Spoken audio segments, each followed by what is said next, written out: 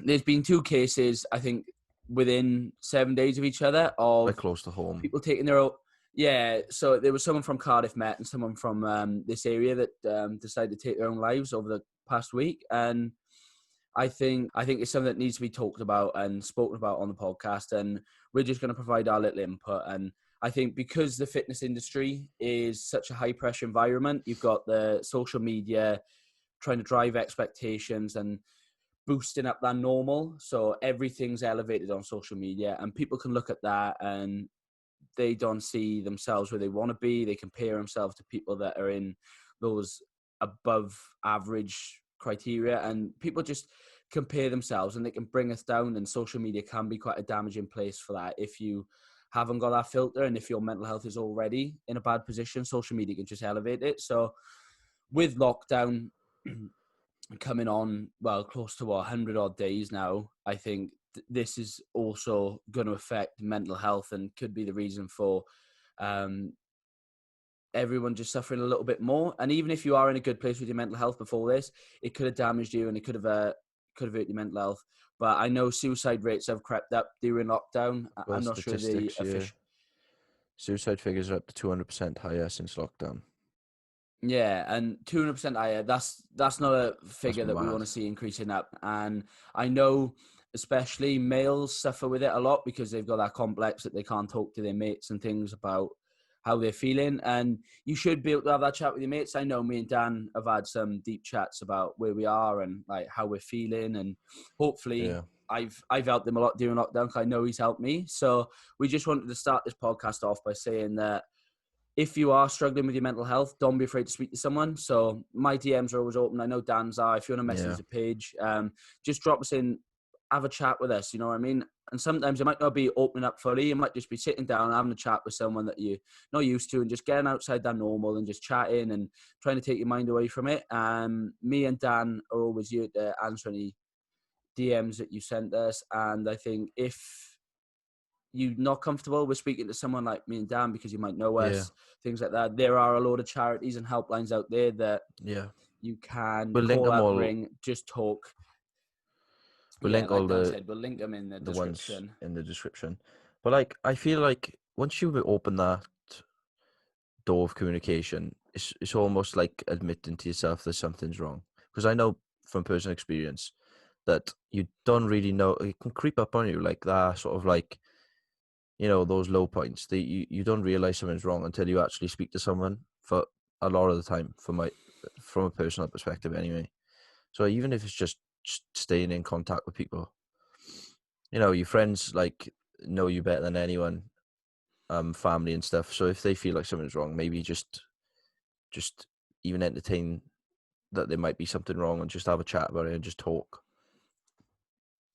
Yeah, and I think we've all had those low points, and I know for a fact my friendship group will pull me through them. So it might be awkward to start off with, and you might feel like it might be awkward, but trust me, the only person feeling awkward about it is you, and it's because you've got that anxiety, that nerves around it. Once you've opened that barrier and you started that talking, it should become a lot easier, and you should learn that you can confide in your mates, and if there is a problem shared's a problem halved in it. And if you can talk to anyone, try and find some mates that are supportive or bring you through it because they know you best. They know how you tick, whatever. And then, if you can't speak to your mates, try and speak to us. And then obviously there's helplines out there for it. But the main thing here is, I think, it's just talk to someone.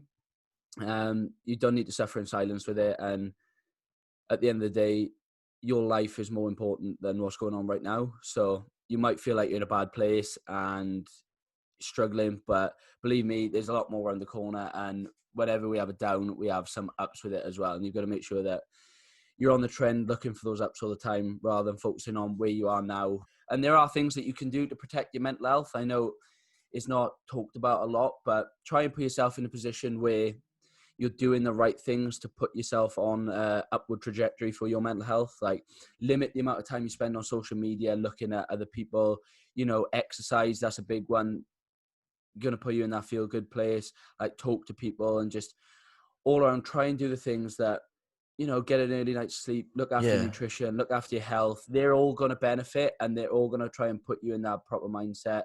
and then just talking about it, just making sure that, you know, you're not on your own and you're not suffering in silence with it. Yeah, and if you are one of them people that are suffering, don't feel like you've got to just do everything that Joel said at once, like get in a good routine, go exercise frequently, like just take baby steps. Yeah, and Like even like one thing every week or day, you know, one more thing that you're doing is just gonna put you on, like Joel said, that upwards trajectory to just feeling a bit better within yourself. Yeah, and build momentum for your mental health. Like I said, I listed a load of things. It's not that you're going to have to just jump up and turn your life around. It can be adding one little thing, and that one little thing builds a little bit of momentum coming into the next thing. And when that momentum starts rolling, it's hard to stop it. And you hear it all about in sports teams where it's like, they just don't know how to lose. And I think if you can build that momentum, it'll carry on for the rest of your life, really. And not just in one area, it can spiral and leave out other avenues for you to explore then. James Smith said it best on his podcast. It's like when you get earache. You know, when you get earache, it feels like the worst thing in the world. But then once you haven't got the earache anymore, you forget what the earache even feels like. It's kind of like these low parts, or like if you suffer with depression or something, you get those highs and lows. And those lows feel like the worst thing in the world. But if you start doing like little things every so often to, you know, put you on that path to feeling better, you'll forget what that quote unquote earache feels like when you're out of that rut. You know, at the time it feels like the worst thing in the world, but as soon as you get on that path, it'll all come full circle and you'll feel better. Yeah, so just to wrap up on that, mine and Dan's DMs are always open, and we're going to link some of the charities that have a helpline that you can speak to and hopefully start that momentum building to your progressively better mental health. What is going on, people? Welcome to episode 8 of the podcast. What's going on? Episode 8, flying through these week by week. This means it's 2-month anniversary, bro. Boy, I realised the other day that we've been in lockdown officially 104 days today. Or something like something I think stupid like that. that. It was or like 107. It was like 100 the other week, wasn't it? But yeah. Yeah, it's mad. Stupid amount of time that. Pubs have opened back up, which I'm not happy about. Well, I am happy about it, but I'm happy to see a bit of normality, you know. Yeah, but it comes with a thing of why aren't gyms open? And I understand that the virus can travel through sweat, all that stuff, and how it's probably one of those environments where a gym is harder to sanitize on paper. But when everyone's pissed up, cutching again, you know, doing what people do on nights out, kissing girls on the lips and stuff. Yeah, it's not very nice. Like, kissing girls on the lips is probably going to be a bad way to what am I trying to say here? Yeah, just it'll spread the virus. Yeah. Kissing spreads virus. Yeah. Gyms don't spread virus. Health.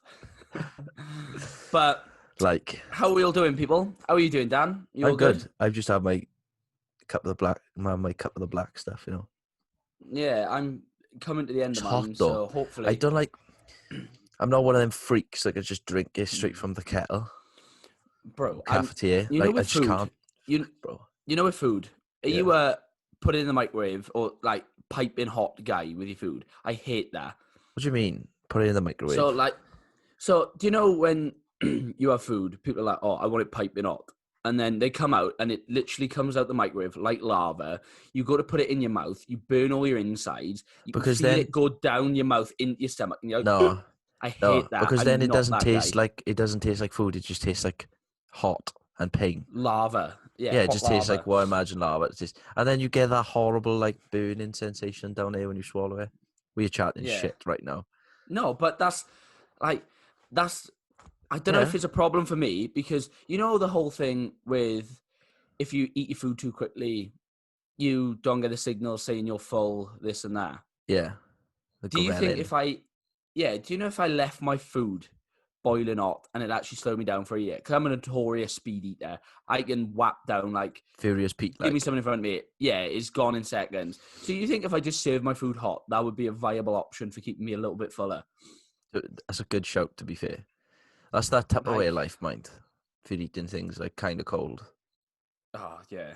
There's nothing worse than What I cold find, food, but no, it's that middle balance. I find things come hotter out of the microwave though than if you just freshly cooked it from the oven or like the frying pan. It's always hotter from the microwave, or the Tupperware is hot and the food is freezing. Yeah, there's nothing worse than you got the outside of the Tupperware that's boiling, you can't pick it up, and in the middle of the food is like It's just ice stone cold cold. Steve It's like Austin. Like, Frozone has had a field day. what's colder than cold? Ice cold. Yeah. What's colder than cold? This risotto that I just tried to reheat in my Tupperware. El Shield del Risotto. Right. On to the meat and bones of the podcast. Chat a little discussion about hypertrophy, I think, because we haven't really discussed that, and that's a big reason why I feel people get into fitness is that whole vanity aspect, and hypertrophy is the way, kind of, really, innit? Yeah, and everyone's chasing that six pack at some point. Whether that's right or wrong, that's up to you to decide. But a lot of people go out with the goal of to win the hypertrophy. That one, stick on the cabinet, I'm in good nick. Do you know when you said that first, it didn't click, but it just clicked now, the hypertrophy. Winning the hypertrophy. Bro, that didn't click, honestly. I feel like I sound more monotone than usual today. Yeah, come on, upbeat yourself, bro. Right. We're chatting hypertrophy. Do you want to win the hypertrophy? Sound like a fucking Scientology advert. Right. So, for starters, Dan, give the listeners a little bit about what hypertrophy is. So, hypertrophy... why they would want to do it. Hypertrophy is when you lift weights and get big. No.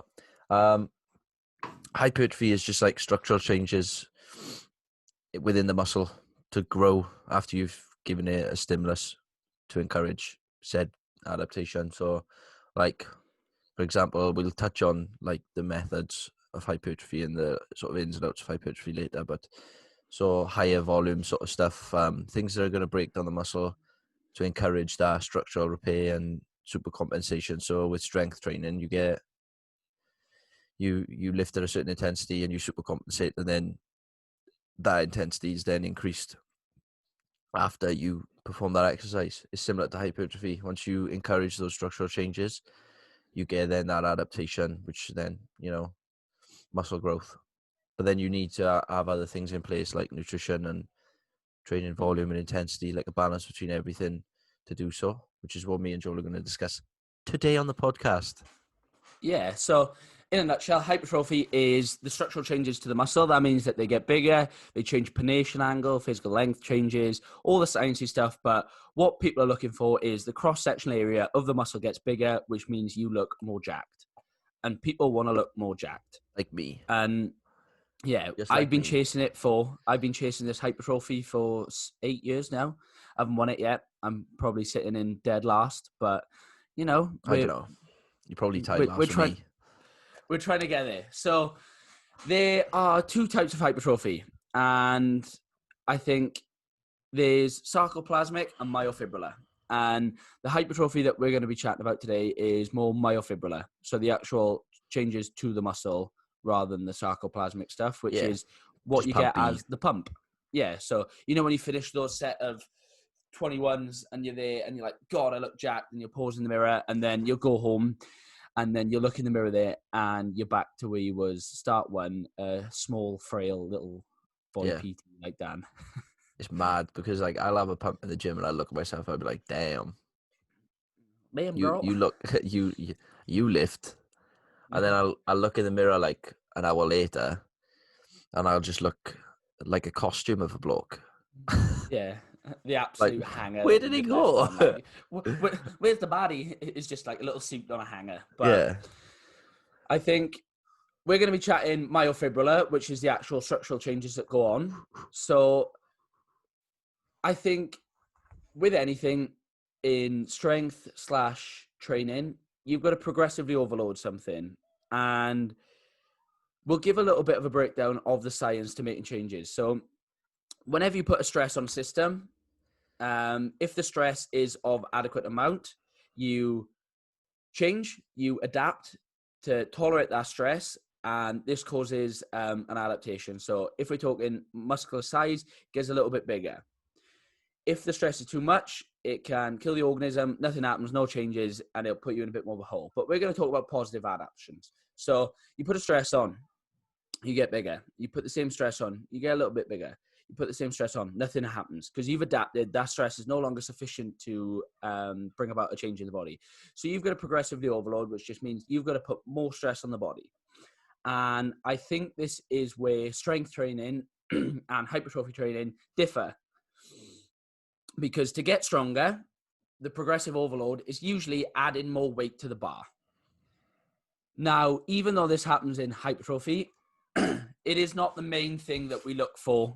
Personally, I don't look for just adding more weight to the bar, because adding more weight to the bar when we're lifting heavier takes more recovery demand out of us, is harder to recover from, and then you're bringing about more stress for littler change, I feel. So this is where you look in hypertrophy training to increase volume, total work done, which often differs to the strength training, because sometimes you're looking about not doing too much more volume, you're doing less volume, but just with more weight, and you're bringing about those neural demands rather than those structural demands. So, Dan, how would you go about, first of all, designing a hypertrophy plan, and then we'll go into progressively overloading it? Before we go into that, if you want a bit of a visual, guys, on the sort of like adaptation, Google Celier's gas principle. It gives you a nice little, graph of how adaptation works. So you get like you got your baseline capacity. I'll go from this direction. You've got your baseline capacity. You've got your stress, which is your exercise, which puts you in a little bit of a hole. So you're below baseline that you were before, and then you have a super compensation, and you adapt, and then you've got a new high baseline. So yeah, there's a nice visual representation for you to look at if you Google Celier's gas principle, or I've actually got a post about it on my Instagram at Dan Evans PT. What a smooth plug. I was gonna say we will link the old study of Cellier. I think it's like 1903, something like that. But yeah, it's ridiculous. And it was initially to do with it was nothing to do with training. It's more like it's to do with rats. And could rats survive poison? Yeah. The answer is yes, if you don't give them too much to start off with. Or some with a little bits of poison. Anyway. Yeah, so we'll link that post and the whole study in the description as well, if you would like to go check it out. What was your question again, bro? So how would you go about starting a hypertrophy program or looking to progressively overload it with, say, an athlete of yours? So there's a few different avenues of progressive. I'm tripping over my words and my mouth is slurring. There's a few different avenues for progressive overload with hypertrophy or hypertrophy, just because you've got that you've got a little bit of a broader, time frame in which you perform the exercise. So like time under tension, mechanical tension, reps performed at a certain load, any plus in load, whether that be through increased volume, training at a higher RPE, that kind of thing is going to serve you with hypertrophy. Prescribing, hypertrophy to a person will just depend on initially their training level, I would say, because they are taught, like if you've got a well-trained person, their tolerance to volume is inevitably going to be higher.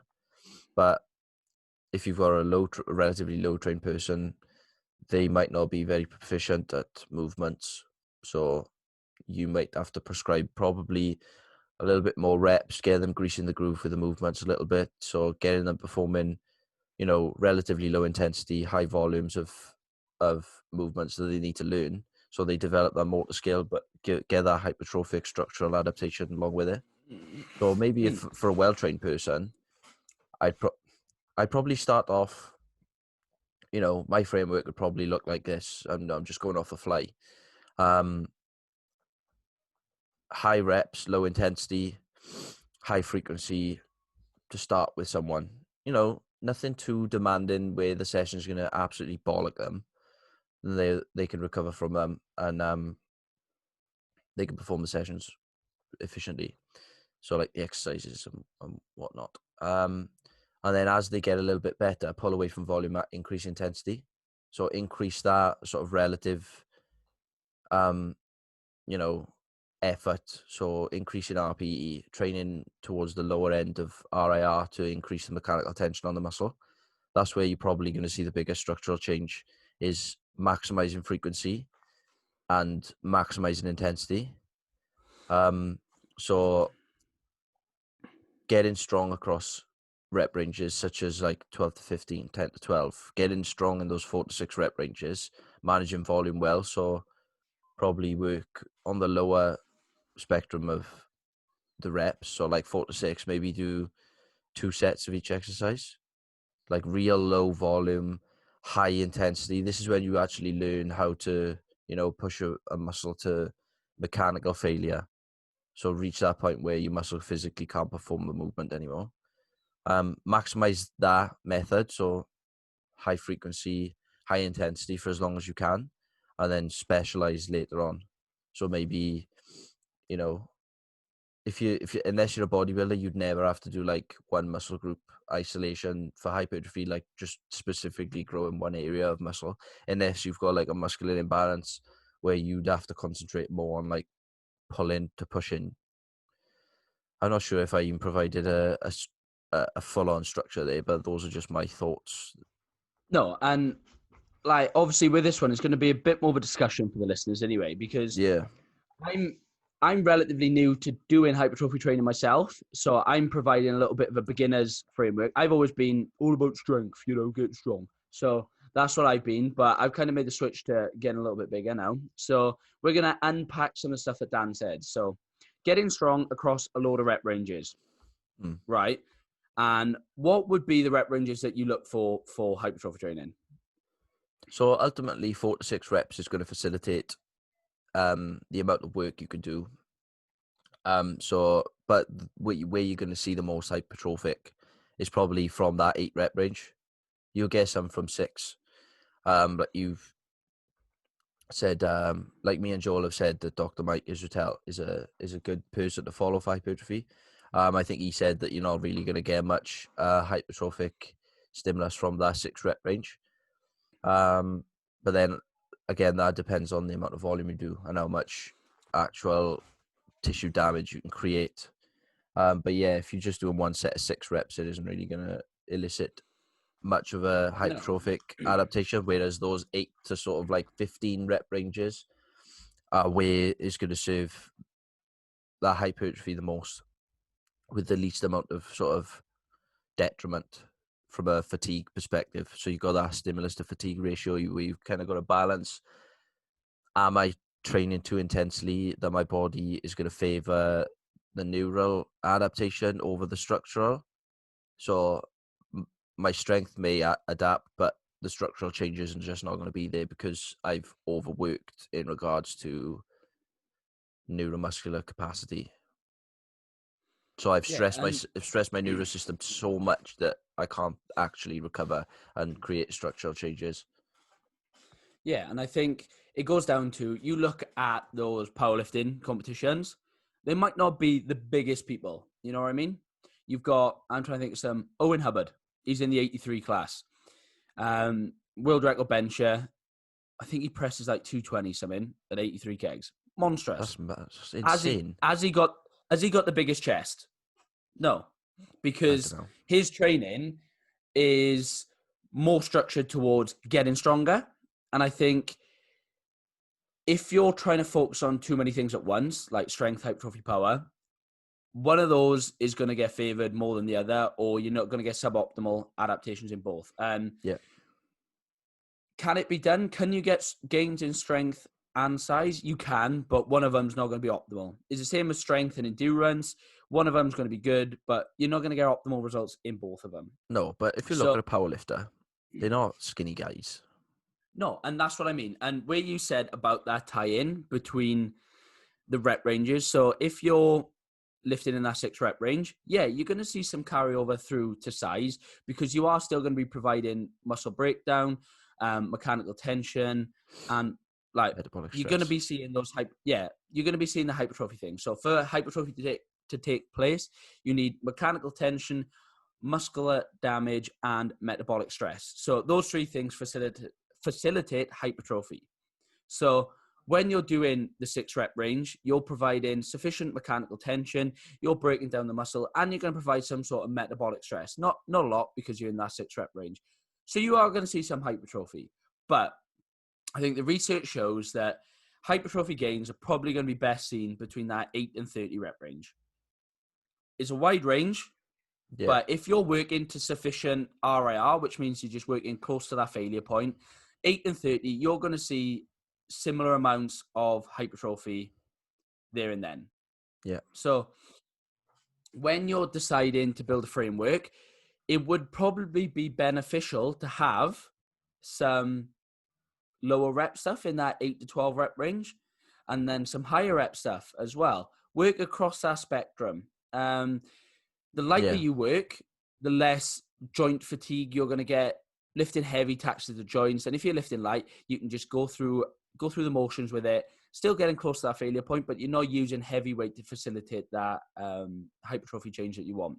Yeah. And I think that's where a lot of powerlifters go well with their programming, is they focus on the big heavy compound, so the squat, bench, dead at the start of the session. And then they look to incorporate some assistance exercise where they might use a heavier rep range, the heavier reps, the higher rep range with lighter weight. So working in that like 15 to 30 rep range, because it's not going to take away from their strength stuff too much. Yeah. It's like what I see a lot of bodybuilders doing. But sorry to relate it back to bodybuilders all the time, but you know, their realm is hypertrophy, just strictly hypertrophy. So what I see a big trend in like bodybuilding for the past 4 years or so is like intensity over, there's that big debate between volume and intensity. So you've got like Revive Stronger guys who are very volume, very, careful with intensity. And then you've got people like Dorian Yates and Jordan Peters and those kind of guys who just smash. They do 10 sets. They might do just 10 sets of an exercise per workout. Whereas you get somebody else who might do 20 sets for a workout, and maybe even just like 4 sets per muscle group, as opposed to somebody who's doing 10 sets per muscle group. There's a big debate, and really I don't see that there's much difference between the two other than the longevity in which you can do them. So, and obviously it'll relate back to whether you're assisted or not, how well you can tolerate that kind of load. When he's on about assisted, he's on about the old steroids. Steroids. And I wanted to go back where you're talking about sets and volume. I want to provide a little bit of a framework for those that are just coming into bodybuilding and are wondering how to structure their training. So we are number one authority on bodybuilding. Yeah, as you can tell. But I'm going to chat about the volumes and what you can recover from. So there are probably 3 landmarks in your volume, your ability to tolerate volume. So you have your maintenance volume.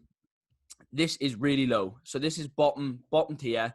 And for beginners is usually nout, because you've not done anything. But as you creep up, that maintenance volume creeps up with you. So the maintenance volume is just the amount of volume that you need to dedicate to something to maintain where you're currently at. So if we'll use it in size terms, say you've got 15-inch arms. You've got to dedicate so many sets to arms to maintain that size. So not a lot. Then moving up from there, you have your minimum effective dose, which is the amount of volume you need to do to see a positive change in that thing that you're looking for. So that could be up in the sets a little bit to see an increase in size on those 15-inch arms and start to grow them. That then is also very low. And sometimes for beginners, the maintenance volume and minimum effective dose is the same because you're such untrained that whatever you do, you're going to see a progressive positive change. Then going up to the top end of the spectrum, the third and final land point is the maximal recoverable volume.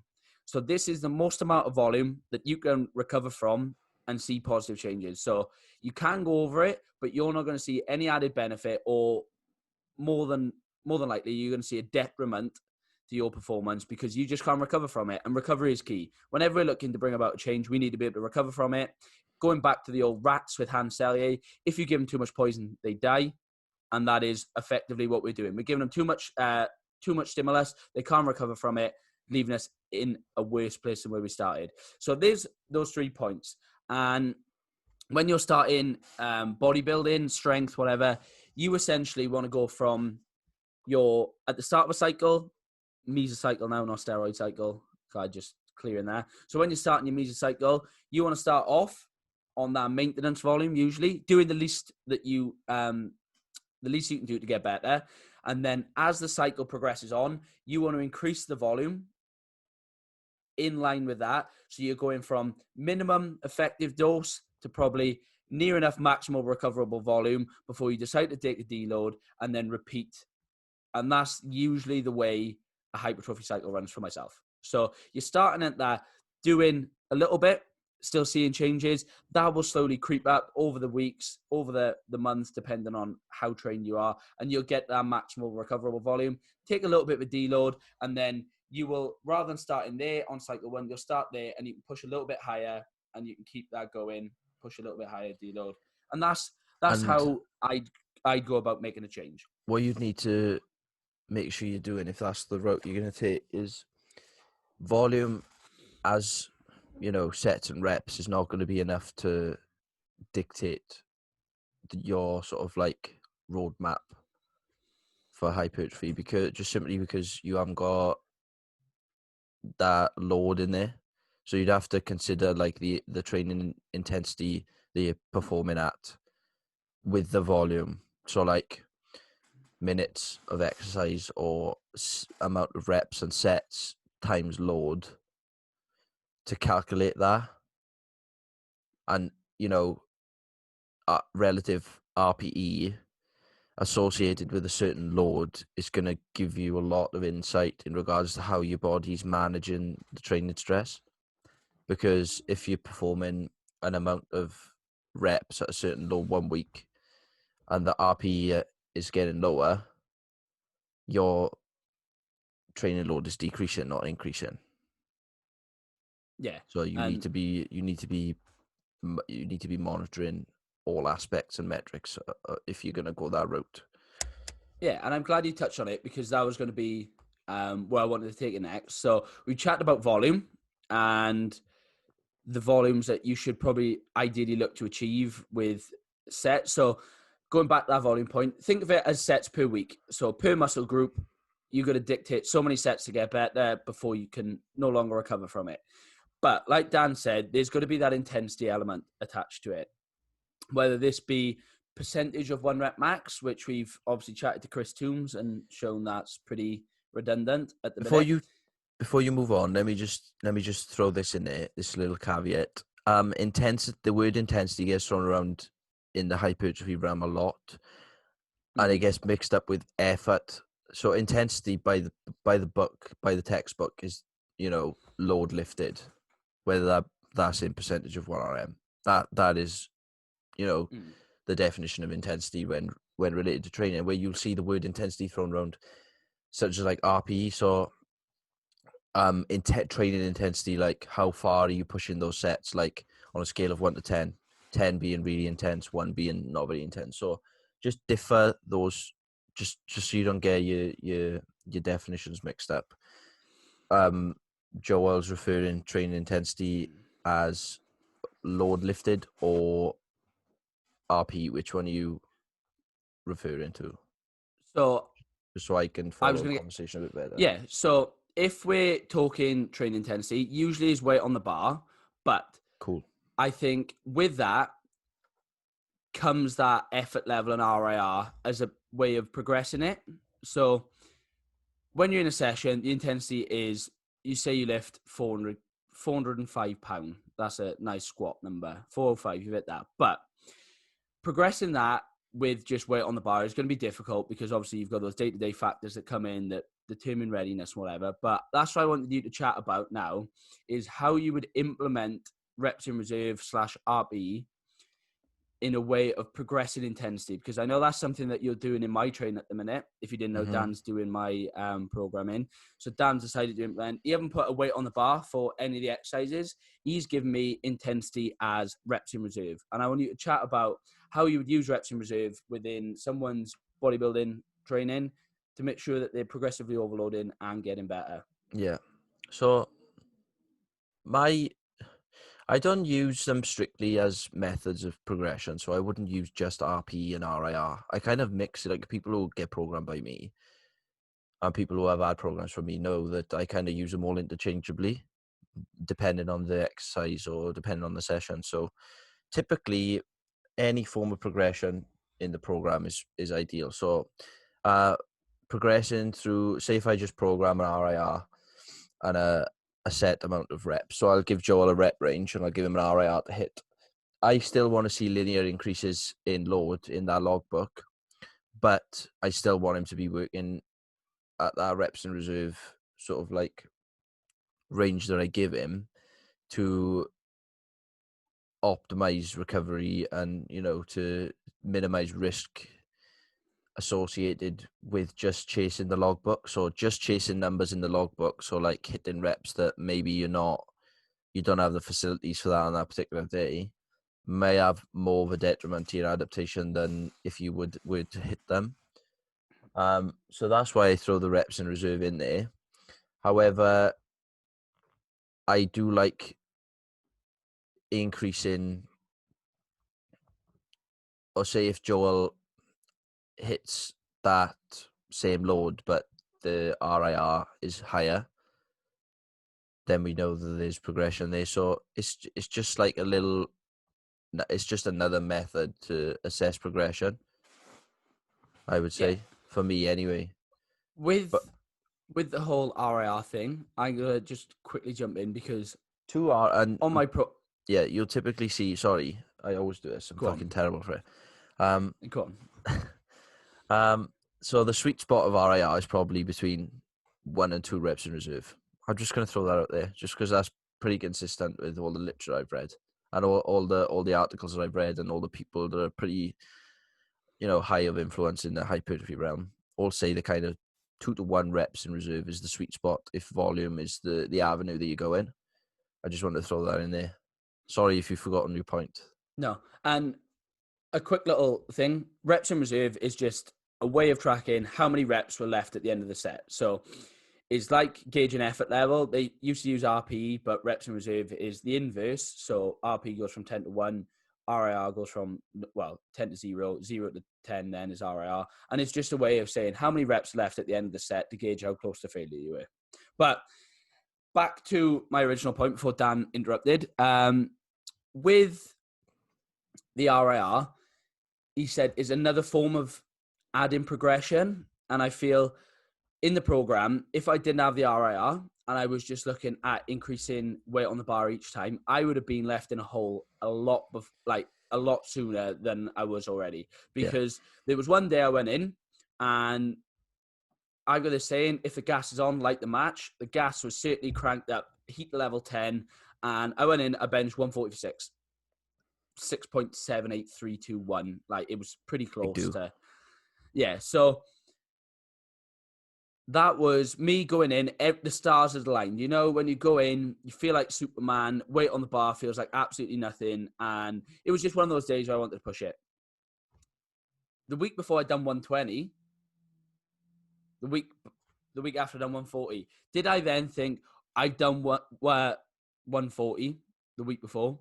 I got to go up from that. No, I made the smart decision that it was probably one of those days where the stars align, and I decided to work off that RIR then for the given day rather than focusing on that set number. Yeah. So I went from 120, say in week 2, 140 week 3, and then I went to 125 week 4. Obviously, I wasn't pushing it hard enough on that week 2 if I was to have another 20 kilos in the tank for an extra rep. So I decided to increase the weight, didn't jump the gun too quickly and then think, oh, I've got to keep progressing from there. I made the smart decision to jump back down based off that reps in reserve and work there. But Yeah, you each really week notice. on the program. Go on. Yeah, go on. I was just going to say, So, you'll notice that 18% swing. We need to get better at that.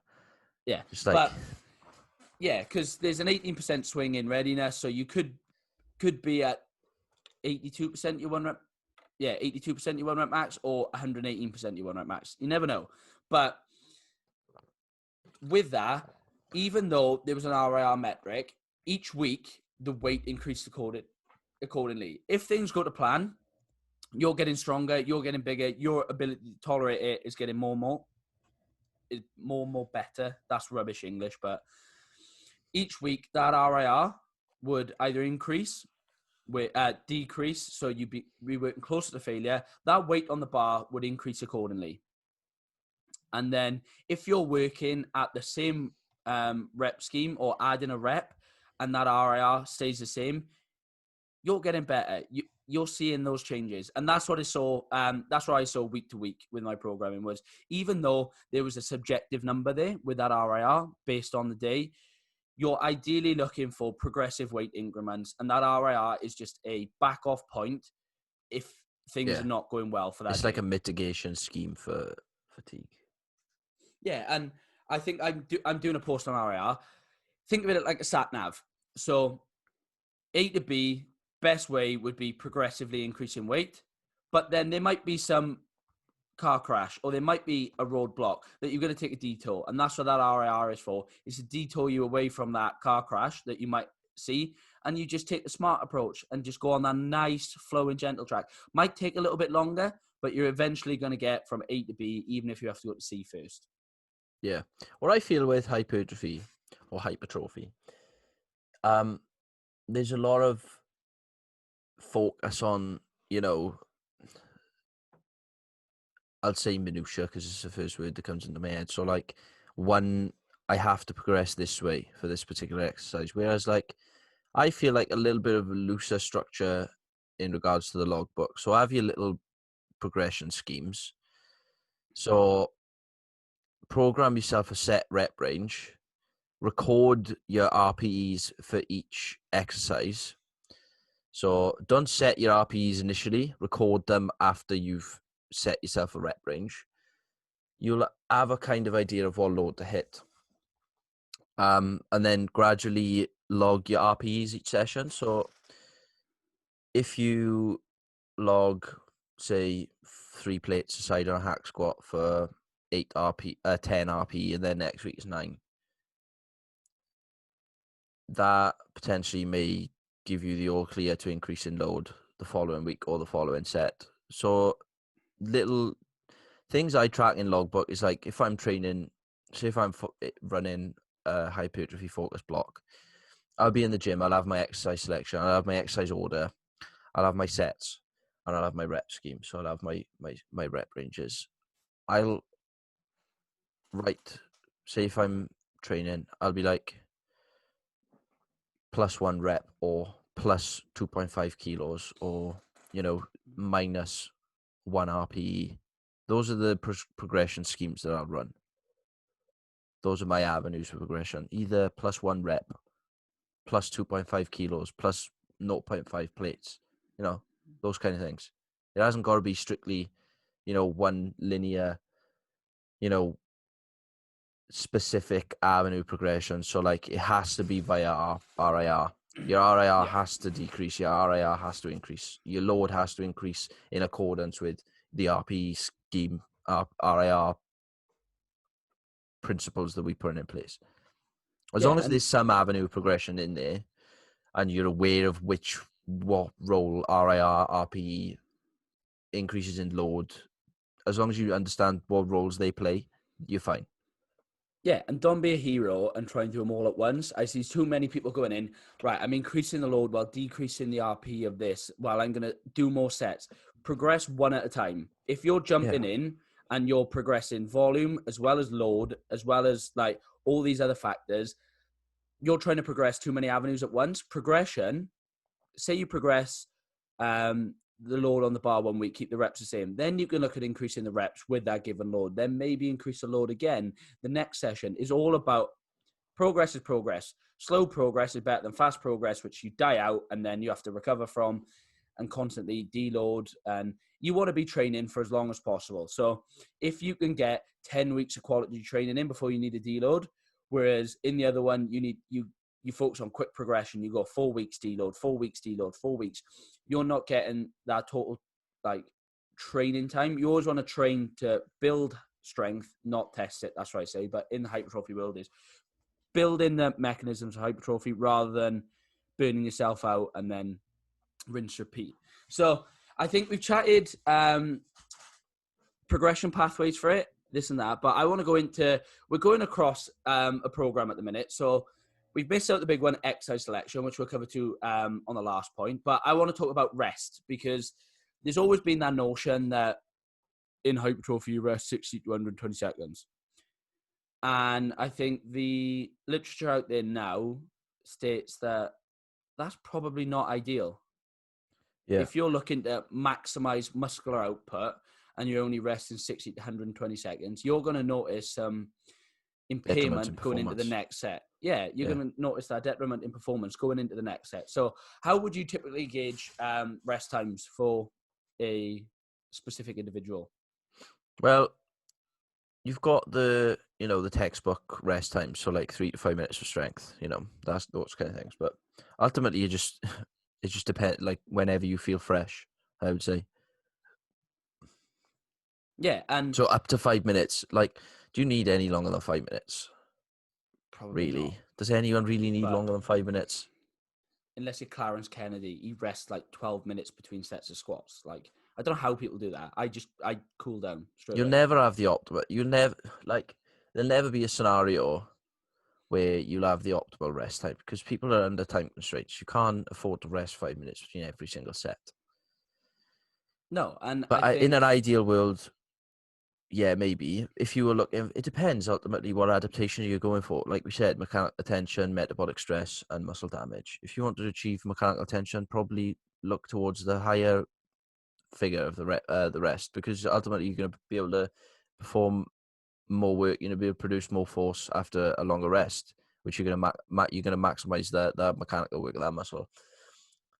Metabolic stress, you're not really going to achieve much if you're resting a long time and your body's got enough time to flush that sort of like those metabolic byproducts out of the muscle. And depending on what you're chasing is going to be what dictates your rest time. But usually I've got 2 or 3 things that I look for before I start my next set. If I'm absolutely blowing out my arse because I've done a set of 30 on the hack squat, I'm not going to rest 60 seconds and go back in because my cardio is going to limit the performance in the next set. If I can't breathe properly, I can't get my brace, I'm just out of breath. That set is going to be of detriment. I'm not going to get the most out of it. So that's going to be point number 1. If I'm hanging out the arse breathing, I'm going to rest a little bit longer than normal to make sure I can calm myself back down, get my breathing back nice so I can get the most out of that set. Another point is if your muscles are still fatigued from the set before, so say you've pushed it on a heavy hack squat and you've gone to failure, that 0 RIR, you finished at the bottom. Yeah, and your legs are absolutely zonked. You're not going to then do your back off set a minute later because that's optimal for hypertrophy. You'll probably get 3 or 4 at best, you know what I mean? You're going to take that optimal amount of rest time, which could be different for everyone, so I'm going to put a set number on it, but to the point where you feel like those muscles that you've got to perform with can handle the load that you're about to take them under and still provide a decent enough set.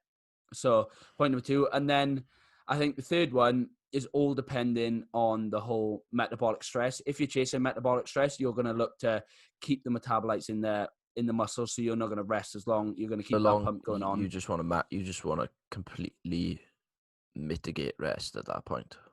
Yeah, and if that's what it's gonna hold you back if that's the avenue you're gonna go down. But you've got a cap. If you're chasing that, then your rest time is going to be short. But if you've got a monstrous pump, you're not going to be able to perform as well on your next set because that pump's going to hold you back a little bit because you just can't feel your legs. So if you are feeling monstrous pump, then probably rest a little bit longer. But if that's what you're after, please do not rest. Keep chasing that pump. You'll never get it, but it's always so far away. You keep chasing. You'll never be there. You'll never get it. But yeah, longer rest periods. The thing is, you just got to look at it in a sensible way. Like, how much are you really, how much work you use actually... common sense. Yeah, how much work you actually going to be able to do after, like, no rest? You're not going to do a lot. And, you know, you want to maximize... Because ultimately, I feel like mechanical tension is going to be the best avenue for hypertrophy. That's going to encourage the most adaptation. And the more mechanical tension, the more force and more work rate you can put through a muscle, the better the adaptation. And the more rest you have, the more work the muscle can do. Yeah.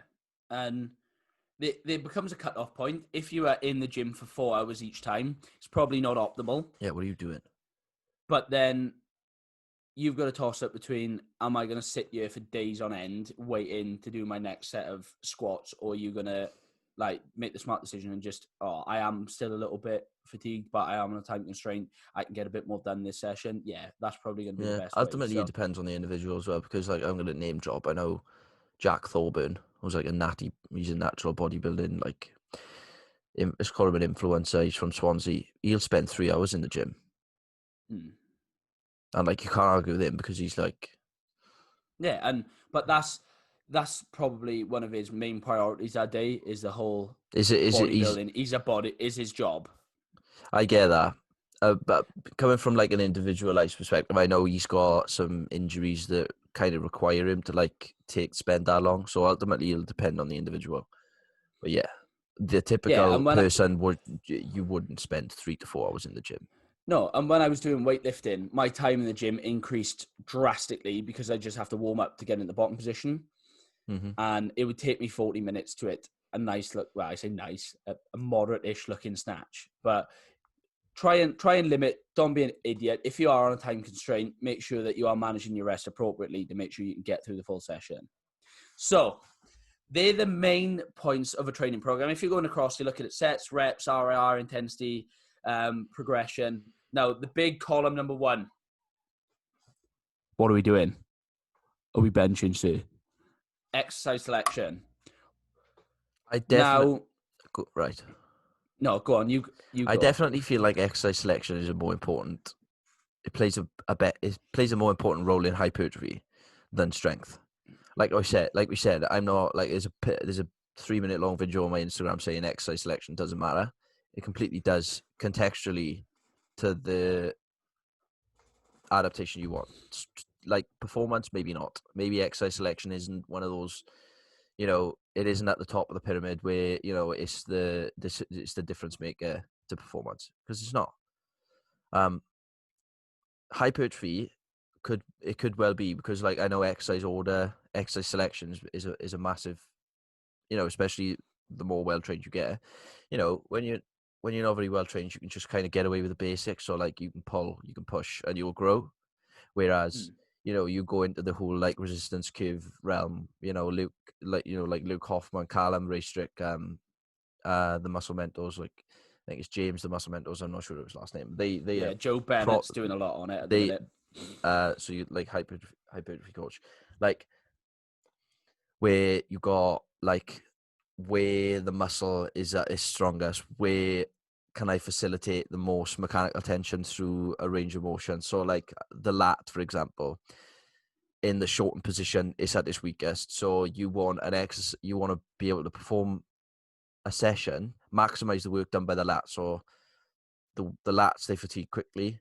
They're not very optimal at getting into that short position. They weak in that short position. So maybe facilitate that by performing an exercise with a higher resistance at that middle, up to that middle position, and then the resistance drops off towards the end. Perform that first to maximize the work done by the lat. That's where exercise selection comes in a little bit more in hypertrophy, because you need to focus on a specific area of muscle to create that muscle tissue damage, mechanical tension, that kind of thing.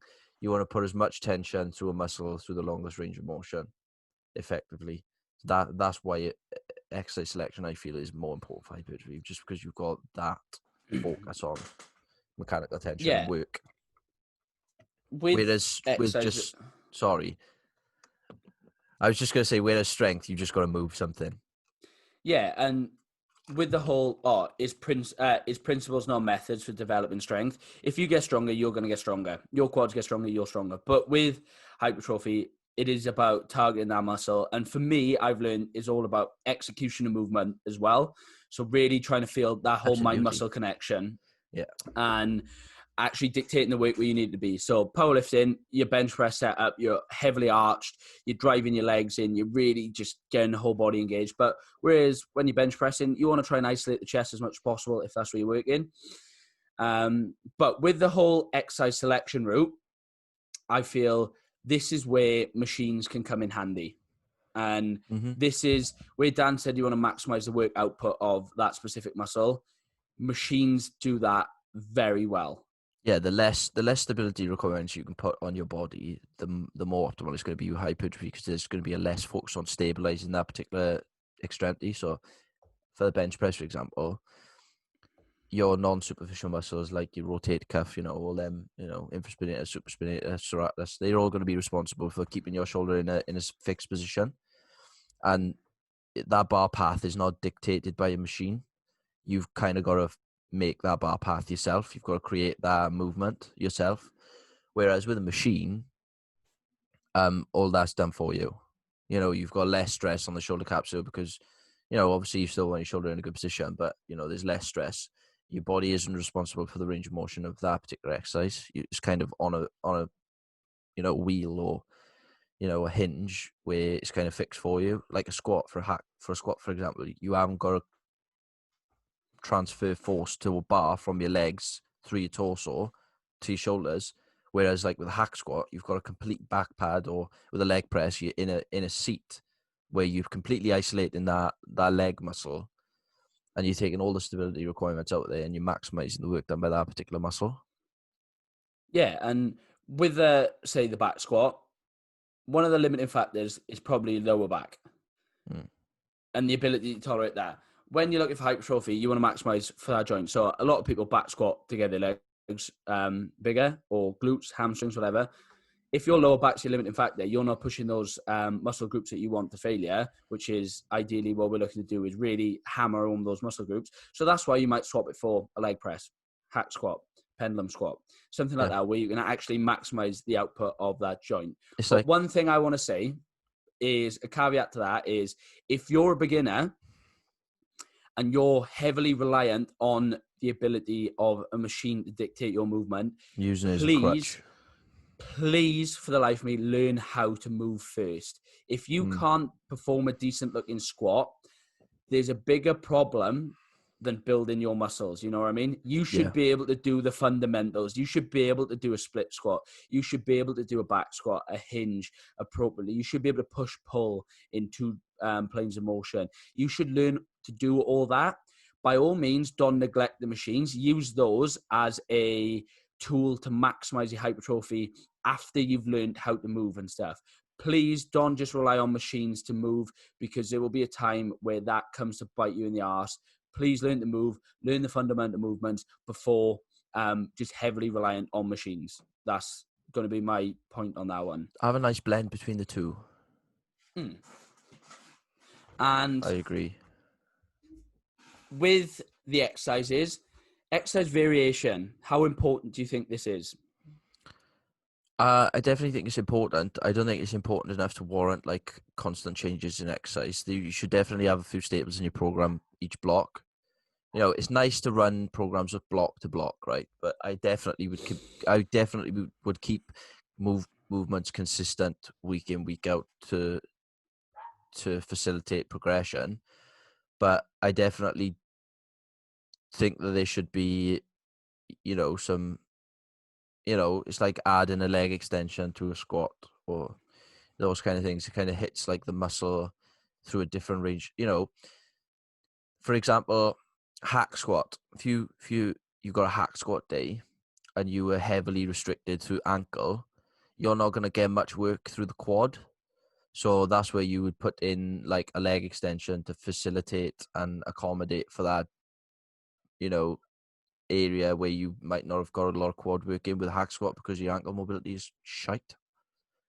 So that's where I feel like exercise variance it will play a part, but I don't think it's completely necessary to have a lot of variance. No, because is the whole thing gotta confuse the muscle, right, babe? You know what I mean? The whole muscle confusion. You don't need to confuse the muscle, but at the same time, it might be beneficial to try and hit that muscle group from a different joint / movement pattern. Now, this doesn't mean swapping it in every session. Like you squat one day, then you're going to hack squat, then you're going to leg press, then you're going to do a leg extension, then you're going to do a pendulum squat. What this means is you might, from block to block, say you run a 6-week block. Block 1, you focus heavily on force production through a hack squat. Then block 2, you can maybe switch the movement up and focus on, I might use a pendulum squat. You're still working that squat pattern. It's not that you've gone complete shift, but that it's still a knee dominant exercise. Yeah, and that change in variation might mean that you've hit the muscle in a different way. And then it might also come into play. If you're a powerlifter, you might back squat 3 times a week because back squat is going to be your main performance indicator.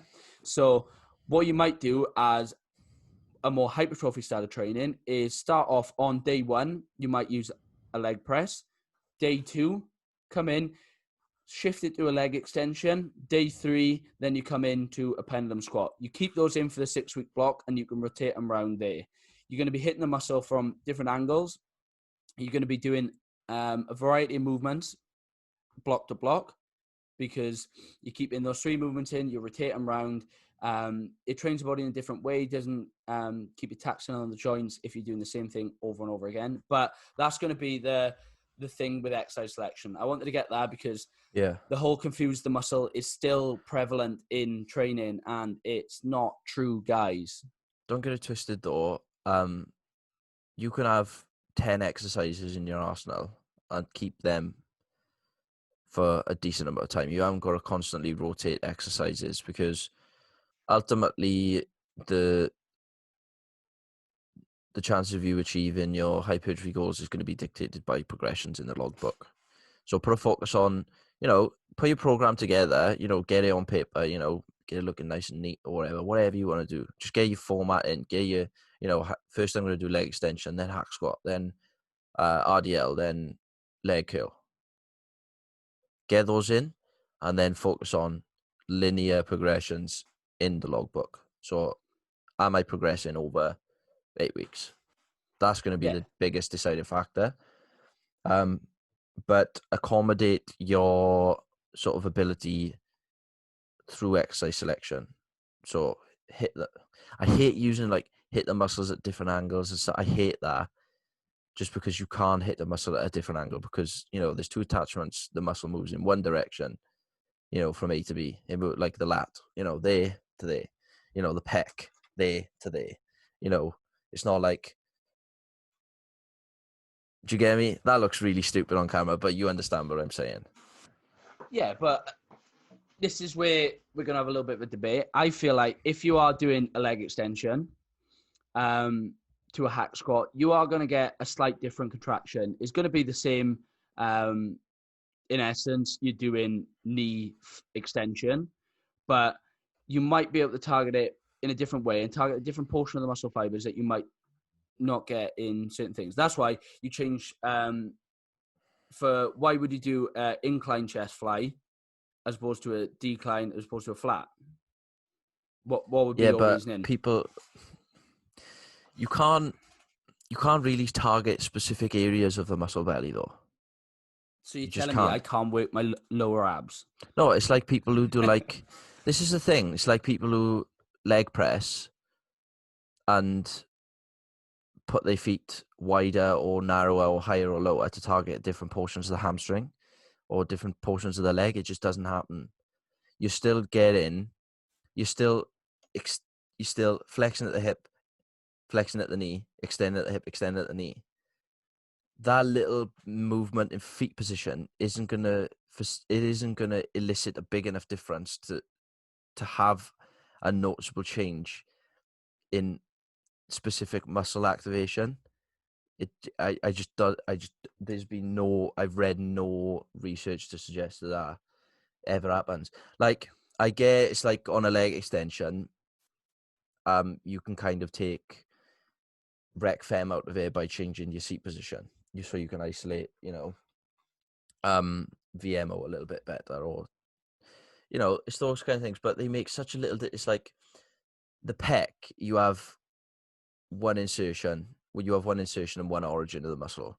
The pec is responsible for bringing the arm across the midline. It makes no difference whether you do that, or that to target the lower chest or the middle chest, or it just doesn't happen like that. You can, I know you can't, by like overhead pressing and stuff like that, you can target the clavicular fibers and stuff, but the difference is such a small difference that I don't feel like it's a big enough consideration to put in your program in. Like, I need to include, I didn't include decline flies in this session. I need to do that to it just doesn't, it doesn't facilitate enough adaptation for me to warrant that consideration in my program.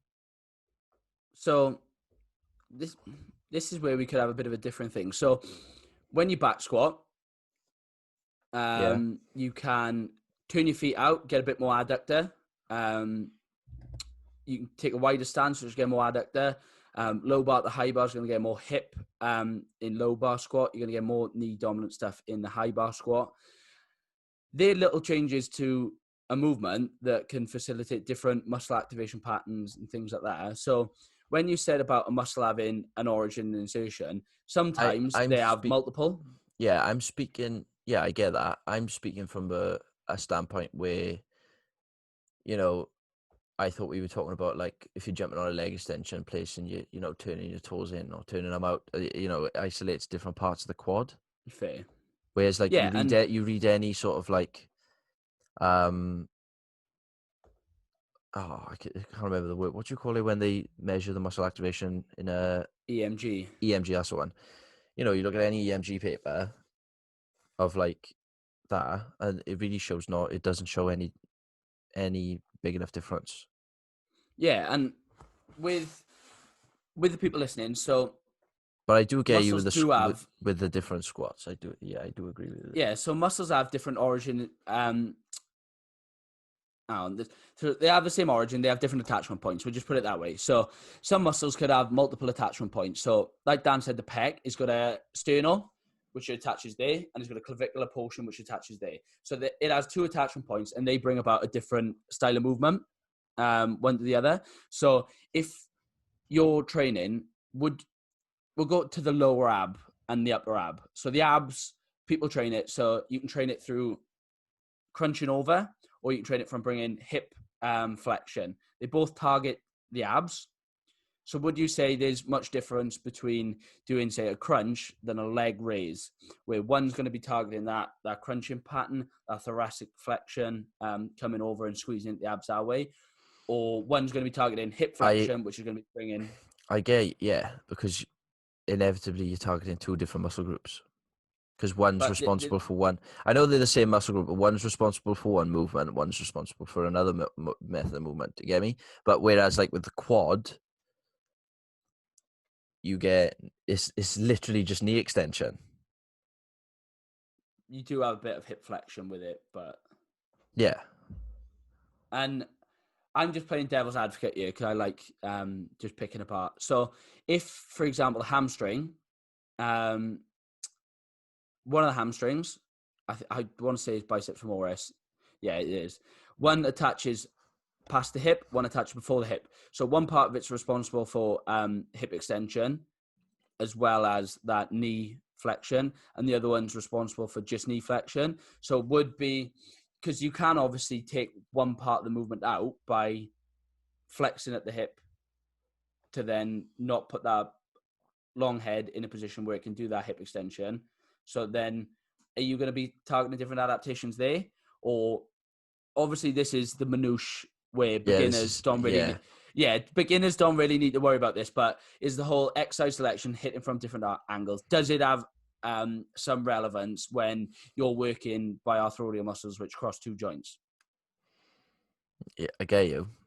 On paper, yeah. Yeah. But my argument is practical application. Like this is my bug, right? I like Joel's the same. He's just playing devil's advocate, and he just wants to get a little bit of a discussion going, which I completely understand and I respect that. But practical application is the ultimate.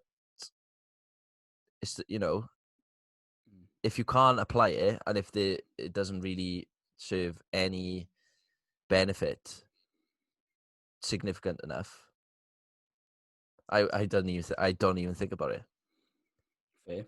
And I'm just playing devil's advocate there because I know Yeah, I get you. I understand. a lot of people try and justify research and implement it into their training, but sometimes I feel, my personal opinion, I'm not saying research is shite, but some research questions and stuff, they don't have much carryover into the practical application world where you try and put it in as a coach.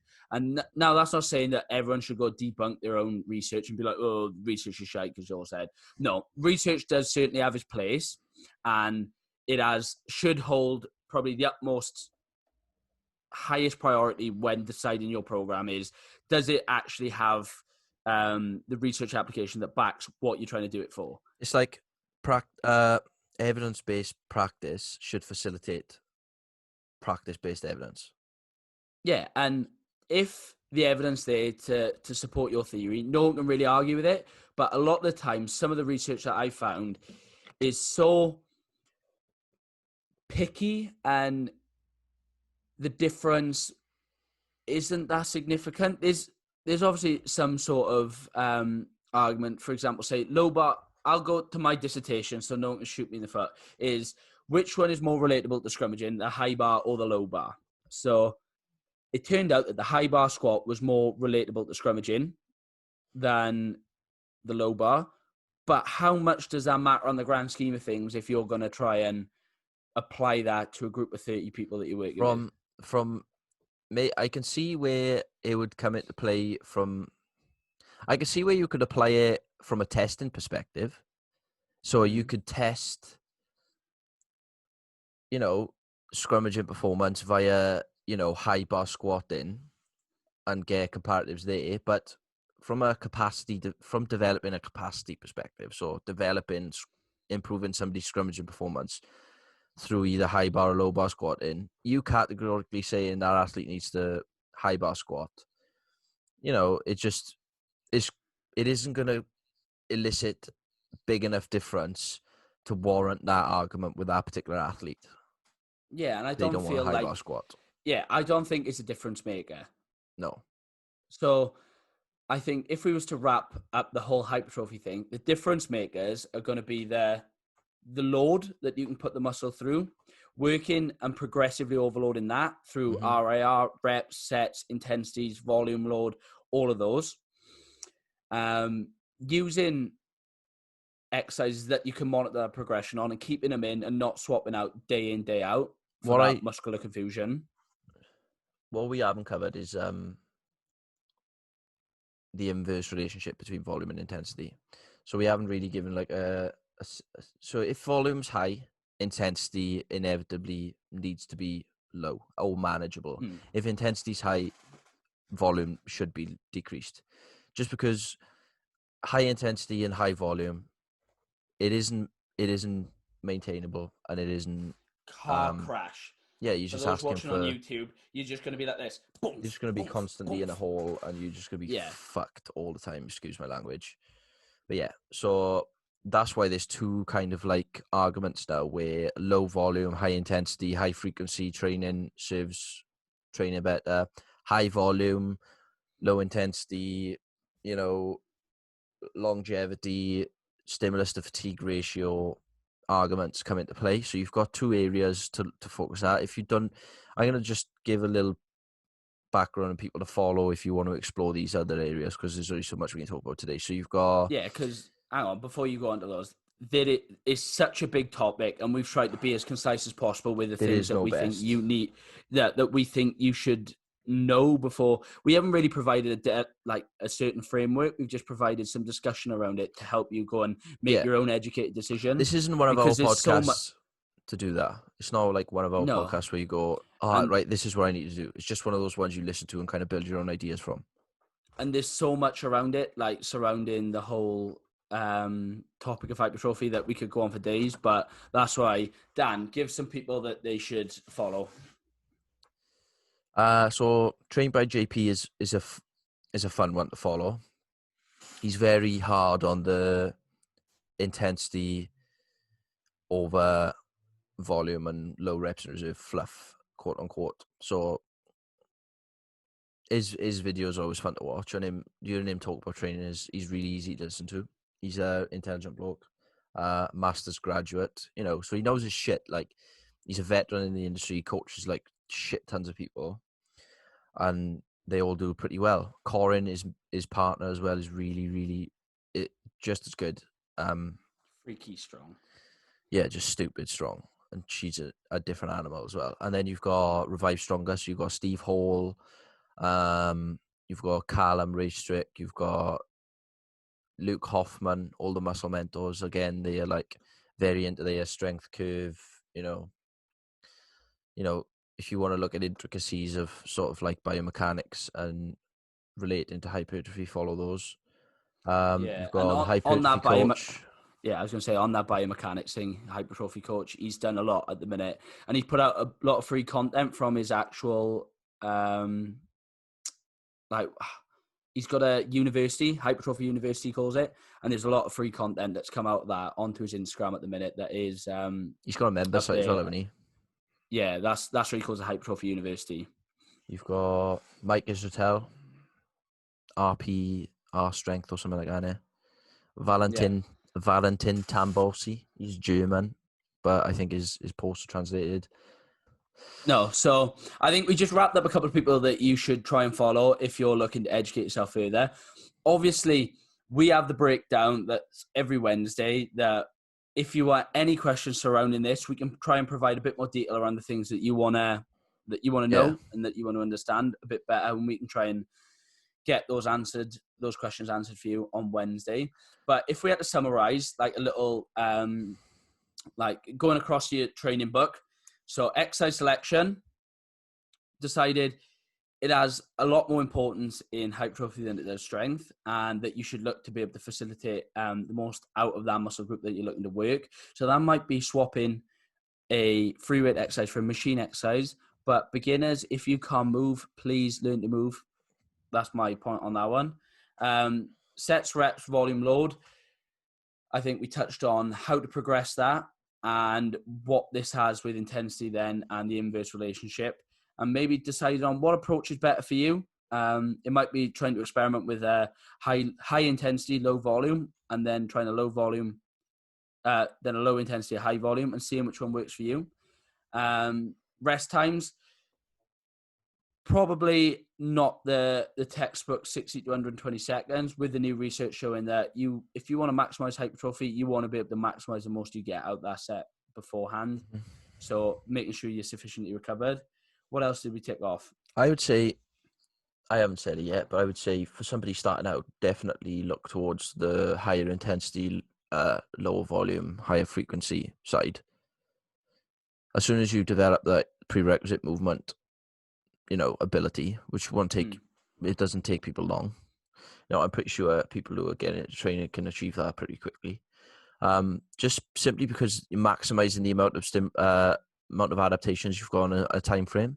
Whereas you do like a bro split, you train a muscle group once a week. If you look at that over a month or 2 months, you've got 8 adaptations per muscle group per 8 weeks. Whereas if you got 2 to 3, you've got 16 to, I'm shit at maths. What's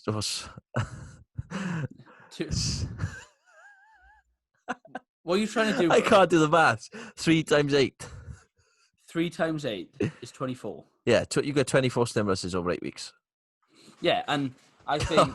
mega brain fart then, Jesus. Yeah, we didn't cover the whole body part split, but it's being shown that high frequency stuff works a lot better than low frequency stuff, especially if you're in that beginner intermediate, because you can get that. So whether that be an upper lower, so you're getting 3 a week, or 6 full bodies where you just monitor accordingly. But there's so many ways you can tackle it. We're not going to get into those now. But like we said, if you've got any questions surrounding hypertrophy, like we said, sorry we didn't give you a definitive framework. This is what you need to do. Hopefully we provided enough insight that it's made you a little bit more curious on your hypertrophy programming, and maybe put a bit of food for thought on what you should be doing if you are doing any of the things that we said. Yeah. It's hard to apart get from it into that- an hour podcast, though. It's hard to get everything into, like, just yeah, keep it and an that's hour. what we might do is run through some of the questions in the breakdown and maybe make another podcast if people want it, talking about a bit more about hypertrophy and how to manage it in a bigger picture, rather than we've looked at just like the basics here. We can delve a bit more detail and go there. But I think that's everything. I've been Dan Evans PT. I've been Joe Larry's .pt. And yeah, you can find us on the breakdown on Wednesday. This will be released today. Battered So my microphone. yeah, so this will be released today. But we hope you've enjoyed the podcast. Yeah, Been a fun one. Yeah, been a fun one. A bit more everything out there and picking what you want. But if you like this style of podcast, let us know. We can do some more, because I want to chat a bit more about strength. Not muscular endurance, because who cares about that? But I want to do a bit more about the whole strength. And if it's something you like, we can do that pretty soon. I think we should do a part 2, because we haven't. Yeah, we're gonna do a part 2 on hypertrophy and like the differences in considerations to strength. Yeah, we'll do that as like a part 1 of the next few podcasts. So like we'll do two topics and we'll talk about that briefly. Yeah, sounds good. Thanks for listening. This has been the Archive Podcast. Episode 8.